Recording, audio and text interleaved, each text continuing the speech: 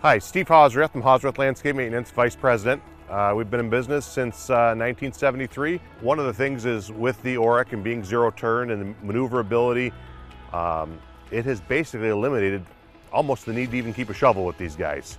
Back in the day, we'd have guys with shovels and snow blowers, and back in the day it worked when you could find people. Nowadays you got to be more efficient. It does the work of 6 or 7 shovelers. The Orec line has definitely helped us be a lot more efficient. The maneuverability, they're able to get close to things and back drag and plow and open up these facilities in a timely fashion.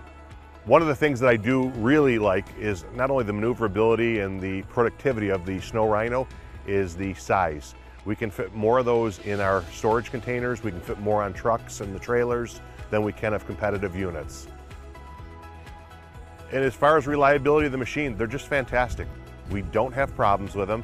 The guys love them, and it has definitely increased our efficiency and productivity. We'll be adding at least a dozen more next year.